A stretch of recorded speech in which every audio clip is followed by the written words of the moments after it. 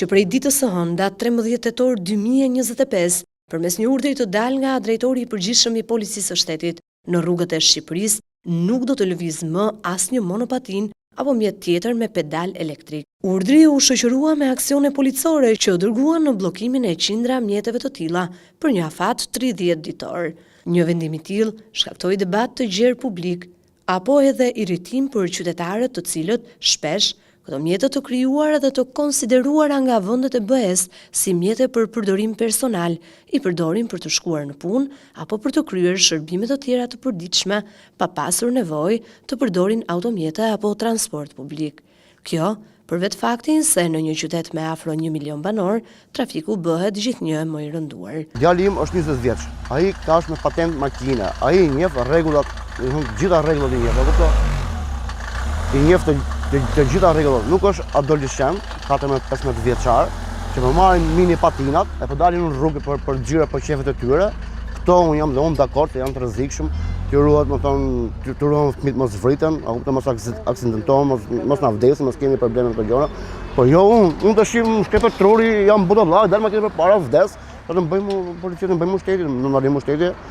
Ajo është një motor vllak me bateri që ka 35 km/h, 40 km/h si biçiklet. Nuk është mini patin që mund të hypim 2 veta.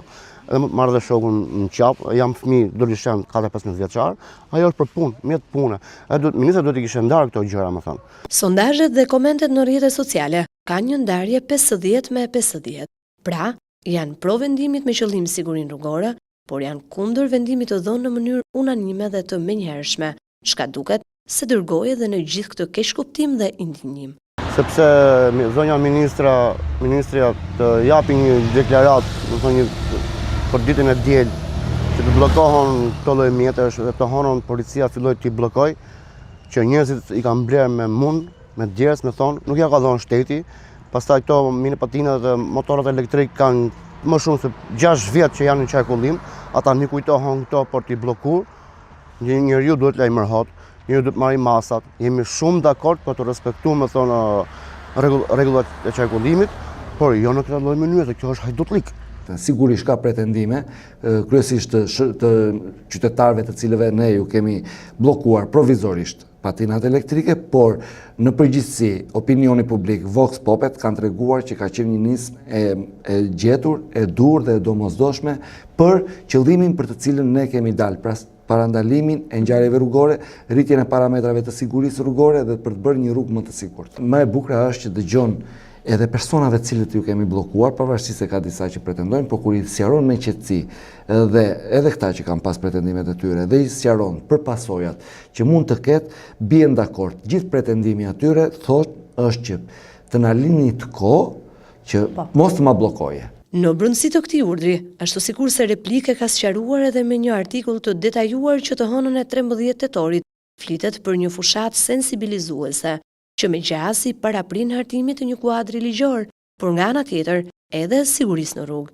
Për ekspertët, monopatët janë kthyer në një rrezik serioz. Monopatinat, në këtë term që përdoret sot monopatinat ose e-scooter, janë kthyer në një problem për sigurinë rrugore. Veçanërisht kjo ndodh në Tiranë, ku drejtues mjetesh të papërgjegjshëm, referuar edhe moshës së tyre dhe mos përgatitjes ashtu siç duhet në referencë të kërkesave që parashikon kodi rrugor dhe mundësia e qarkullimit në trafik, janë kthyer në problem për këtë periudhë kohore, po themi që nga viti 2021 që këto kanë filluar të hyjnë, apo 2020 deri në 2025. Ka qenë një problem permanent, jo vetëm për ne si punonjës policisë rrugore, por edhe për gjithë qytetarët. Nëse ju referohemi shifrave, për vitin 2024 vetëm në Spitalin e Traumës janë paraqitur 991 të dëmtuar nga pasojat më të rënda e deri tek gërvishtjet e lehta, ndërsa edhe viti 2025 deri në këtë periudhë që flasim, shifrat janë në rritje. Dhe në fakt, ky urdhër duket se ka nisur të jap efektet e para pozitive, edhe pse në thelb ka prekur qytetarët. Raportet kanë qenë llogarit për 6 muajt e 2025-s janë 536 raste AIDA, nga të cilat kemi raste që nuk janë identifikuar ligjërisht, sepse qytetarët janë dëmtuar, janë rrëzuar dhe kanë vazhduar banesat e tyre pa marrë ndihmën mjekësore apo pa kërkuar asistencën e shërbimeve të policisë për të shërbyer në ato momente. Pra, 536 raste për 6 mujorin e këtij viti janë zyrtare, të evidentuara që janë përfshirë rastet patin me këmbësor, patin me patin, patin me biçikletë, patin me motomjet dhe patin me mjet. Vetëm për këtë javë që po flasim, për momentin nuk kemi asnjë rast të evidentuar.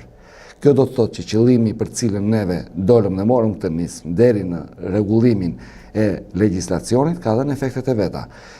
Parandalimi ka dhënë eficiencën e vet. Këtu gjej rastin të falenderoj dhe qytetarët të cilët realisht kanë pas një reagim pozitiv për kundrejt kësaj nisme. Kjo është njëra anë e medaljes që lidhet me arritjen e qëllimit pse u krijua. Po qytetarët, ata të cilët ju janë bllokuar këto mjete, Bllokimi është bllokim administrativ provizor, që do të thotë nuk ka asnjë pasojë prapa vepruese, nuk ka asnjë sankcion plotësues. Themi bllokim provizor, ku mjetet janë hequr nga qarkullimi, janë akomoduar pranë ambienteve të Komisariatit Policisë Rrugore dhe mbas daljes së udhëzimit të ministrit të Punëve të Brendshme dhe udhëzimeve sakta nga Drejtoria e Përgjithshme e Policisë së Shtetit, do të jepen edhe udhëzimet përkatëse. Por më lejoni ta theksoj sepse dëgjoj shumë qarkullim zërash në diskutime sipër që jo do të paguajnë gjoba, jo duhet paguajnë ditët e qëndrimit të parkimit, jo do të ketë pagesa të mëtejshme, jo.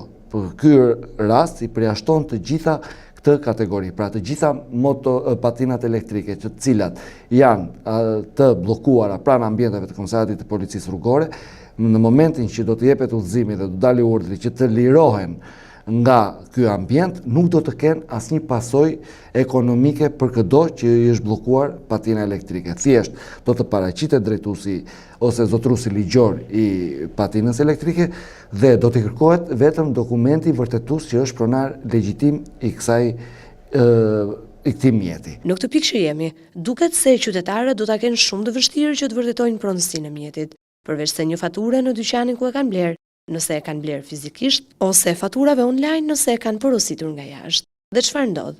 Në një kohë kur ka një vakum të madh ligjor, kur ende nuk ka një cilësim të qartë se çfarë kategorie kanë këto mjete, zgjidhja duket shumë e largët. Replikë u drejtua me një kërkesë zyrtare Drejtorisë së Përgjithshme të Transportit Rrugor, si pjesë e rëndësishme e grupit të punës për të rregulluar funksionimin e lëvizjes së ndarjes së statusit teknik dhe juridik të këtyre mjeteve që lëvizin në rrugë, por nuk patëm një qëndrim, me justifikimin se DPSHTR nuk ka tagër të plot në hartimin e rregullores apo ligjit. Megjithatë, nëse i referohemi urdhrit të Policisë së Shtetit dhe logjikës, ky institucion ka në dorë që së paku, me kodin rrugor aktual që kemi, të bëjë rregullimet e nevojshme deri në hartimin e plot të një ligji specifik. Deri në hartimin e planit të punës dhe daljes me një përfundim konkret se si do të klasifikohen, masat që do merren, të gjithë qytetarët do të njihen me bazën ligjore se si do të operojnë këto mjete. A do të qarkullojnë në rrugë, ku duhet të qarkullojnë në rast se do të qarkullojnë, çfarë duhet të kenë me vete në rast se do të lejojnë të qarkullojnë në rrugë, në cila segmente do të qarkullojnë, a duhet të kenë dokument me vete, a nuk duhet të kenë, a duhet të jenë pajisur me leje drejtimi apo jo, a do të ketë raste përjashtimore se kush duhet të qarkullojë me këto mjete apo jo, a duhet të ketë kufizim moshe apo jo, a duhet të jenë pajisur me siguracion, a duhet të jenë pajisur me kaska mbrojtëse, a duhet të jenë pajisur me sisteme mbrojtëse shëndetësore të veta. Pra kur themi sisteme mbrojtëse shëndetësore janë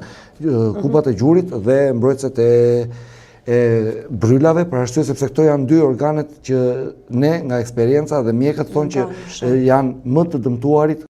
Kodi rrugor i Republikës Shqipërisë dhe aktet në zbatim të tij siç janë vendimi i Këshillit Ministrave numër 153 74/2000 nuk është se kanë përcaktuar sakt kërkesat që duhet të plotësojë një mjet i tillë në qarkullim. Dhe duke qenë që këto nuk janë plotësuar, ndodhi dhe fenomeni i fundit ku drejtori i përgjithshëm i Policisë së Shtetit i bllokoi totalisht këto. Dhe në gjithë vendin këto tani janë pezulluar përkohësisht deri në marrjen e një vendimi të dytë. Tani për të dalur mjetet në rrugë, siç e tham, duhen përcaktuar saktë, si po themi, kërkesat që duhet të plotësojnë këto mjete nga ana konstruktive, teknike, nga ana funksionale dhe nga ana e plotësimit të anës dokumentare të këtyre drejtuesve të mjeteve për qarkullim në rrugë. Dhe unë vetë në kuptimin e ekspertit dhe të shqetësimeve për sigurinë rrugore, jam duke përfunduar një draft të cilin do ta paraqis në Kuvendin e Shqipërisë për miratim, i cili është si rezultat e një pune mbi 6 mujore për këtë problem, i cili do t'u jap drejtim sipas mendimit tim, nëse do të mendohet në parlament, por sipas draftit që unë paraqis, gjën të gjitha këto problematika që neve sot i hasim, do të gjejnë zgjidhje në këtë draft, i cili është një draft që përmban në kuptimin e përgjithshëm rreth 9 nene të përmirësuara të ligjit dhe me gati 109 pika për të sqaruar mënyrën se si një monopatin do të klasifikohet, do të lëviz dhe kushtet që duhet plotësoj një drejtues mjeti. Grup mosha dhe kategorizimi janë dy pikat kyç të rregullimit të kësaj problematike. Duhen ndarë kategoritë. Mos t'i lejoj moshat e vogla të dalin në rrugë me mini patinat, se është problem shumë i rrezikshëm, por jo mua, jo ty. Ty do ikësh në punë, unë do ikim punë, ka trafik. Këto unë i bëj apel asaj zonjës atje që është, të ndaj kategoritë, të ndaj më të moshat, mos t'i lejoj fëmijët e vegjël që të marrin veten në qafë, nuk i ofrin rregullorën për plasën, vritën, shtypin, bën çdo gjë, por jo mua. Jo ty si individ, jemi të rritur. Unë e njoh rregulloren, edhe fëmia ime e njeh rregulloren, e kam me patent makinë. Do të po e nis nga fundi, nga ana e moshës që duhet të ketë një drejtues i monopatinës. Ky drejtues nuk duhet të jetë një drejtues që sot nuk një limit moshe, dhe po themi që sot ngasin monopatina dhe fëmijët janë 7 vjeç, 8 vjeç, në mënyrë të pakontrolluar nga prindrit e tjerë. Pra, këta fëmijë nuk do të lejohen më.